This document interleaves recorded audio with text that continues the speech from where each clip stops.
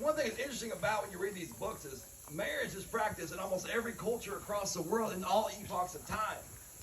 No matter where you look, there is marriage practice. Now think about how weird that is. Think of all the different cultures all over the world. They all practice marriage.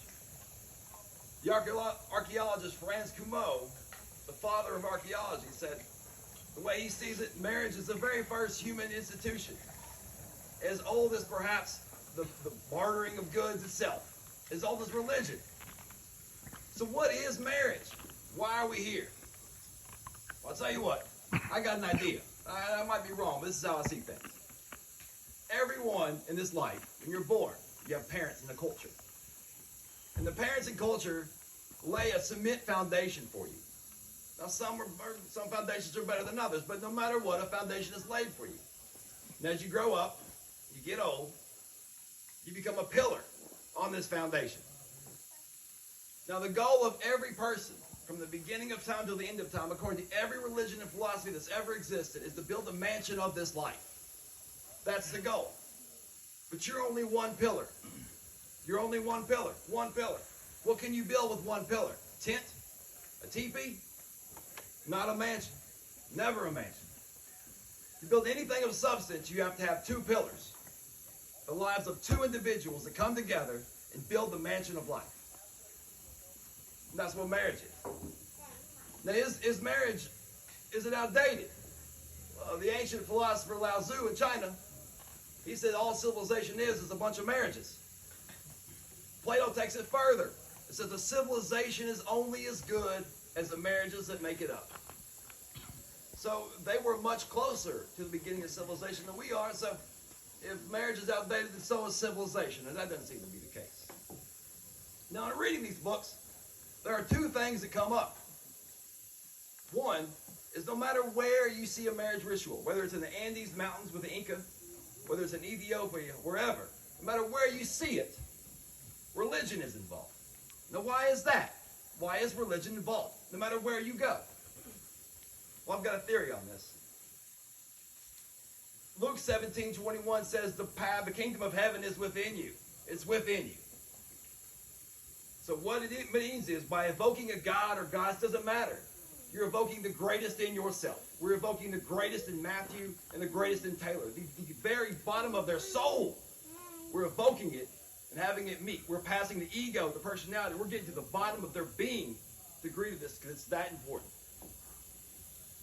Now, another thing you'll see is in all these wedding ceremonies, there's always the word love. Now, that might seem, obvious to a 21st century audience.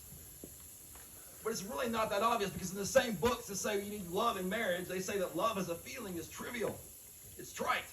It's Maya. It's illusion. So what do they mean? It's actually a problem with the English language, I think. There's only one word for love where they had many.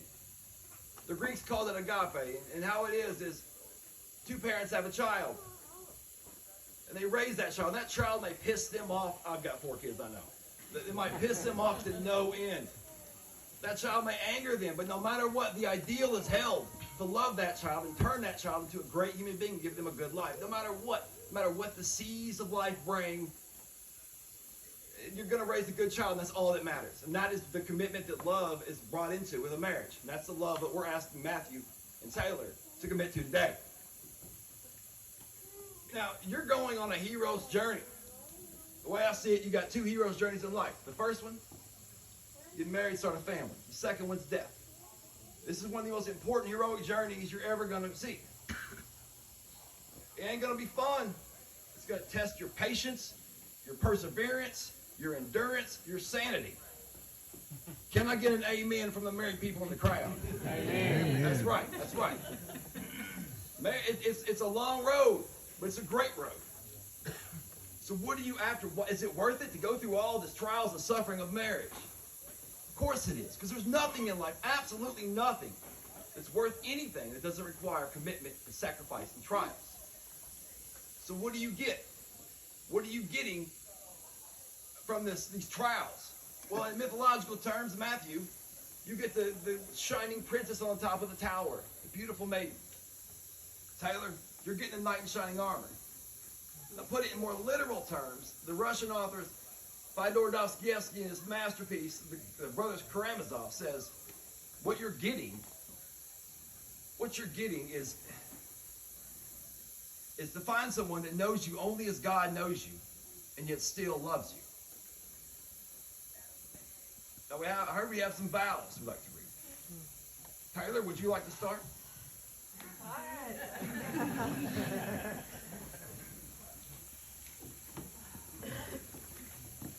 Oh man. You can't do that. Well, I'm trying. Alright. Okay. Matt, it took me so long to write these vows because it's nearly impossible to put into words how much I love you. I'm constantly in shock at how lucky I am to have found my perfect match.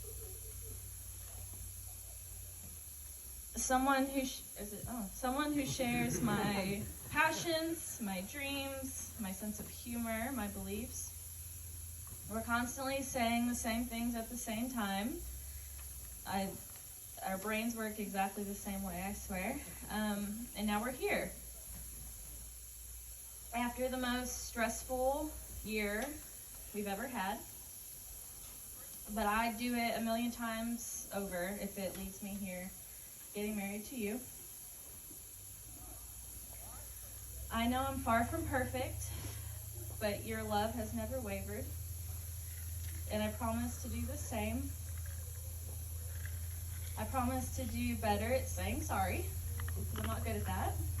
Maybe the next day I say it, but I promise to talk about what's bothering me, even when I just want to go to sleep and you want to talk, and I'll do better.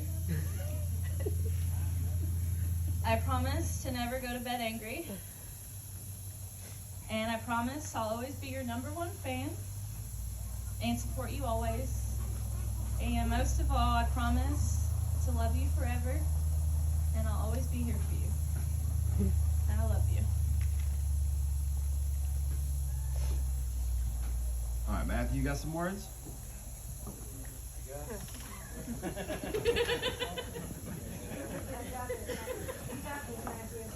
You know he was a rapper. Spit that flow. You got it, Matt. Taylor.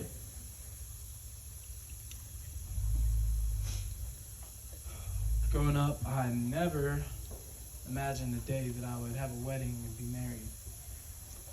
I rarely ever thought about the future at all. Now that's all I think about. It's because of you. You are my future. Rewind first to 7 years ago, when I just moved back to Lexington, and I was working at Palmer's Lakeside Patio Bar, and met a gorgeous young lady that enjoyed a good Manhattan. Somehow, I forgot to charge you for some of those. I was jealous of the people that were with you, such a beautiful girl that had good taste in drinks. I wanted you, but I had no idea how to really talk to girls, let alone someone so pretty like you to like me. Eventually I left Palmer's, and our intersecting paths dissected briefly, until one day, some mutual friends of ours opened a brewery. I just lost lots of weight and was wearing a fresh designer suit. I liked beer, so I showed up to support my friends on their opening day of the brewery, and there you were. That's the moment my future began. This time the tables had turned, and you were the one giving me drinks. Every day, for a week. I had to see you. I was compelled to. I had to ask you on a date, and you said yeah. That was the most important question of my life up to that point. Our first date was unforgettable. We talked for hours. I missed my haircut appointment that day. Sorry. Sorry, John. You guys that know me know how important that is to me. That was big. I know that. Yeah. A few days later is when it really happened. You were singing karaoke and dancing all the moves to Shoot by Salt and Pepper. Flawlessly. At that moment, I knew that you were the only girl that I had always wanted to be with. All that I want is you. I promise to give you all of me. I offer myself. I offer you my flaws, unapologetically. I offer you my everything, my entire being. A few months ago, I ran across this poem, and it was like somebody took the words out of my mouth and wrote a letter to you. So I'd like to share part of it. I offer you the loyalty of a man who has never been loyal. I offer you that kernel of myself that I have saved. Somehow, the central heart that deals not in words, traffics, not with dreams, and is untouched by time, by joy, by adversities. I offer you the memory of a yellow rose seen at sunset years before you were born. I offer you explanations of yourself, theories about yourself, authentic and surprising news of yourself. I can give you my loneliness, my darkness, the hunger of my heart. Taylor, you are the most loving, confident, driven, and stunningly beautiful woman that I've ever met. You provide me with the thought of a future, and I love you for that, forever. I vow to protect you forever, to love you forever. I'll always get you water before bed and greet you with coffee when you wake. I promise to always be gentle and honest. I vow to learn new things with you every day, to give you foot rubs, and watch scary movies, and A Christmas Story forever. And to never take for granted that someone so unforgettable thinks that I'm unforgettable too. Oh. I love you forever. Oh.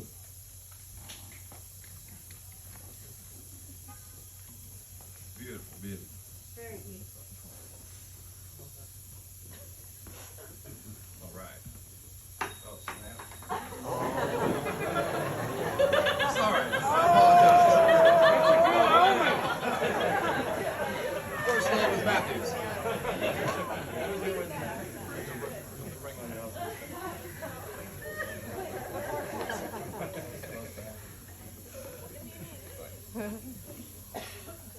Put it down. Repeat after me.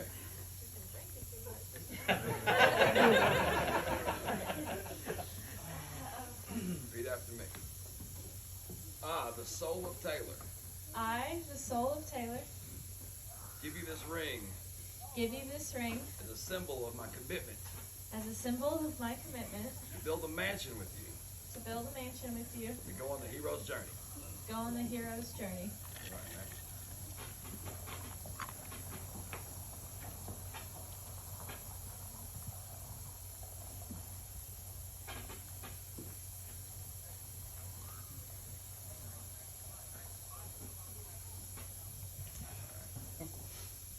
I'm Matthew.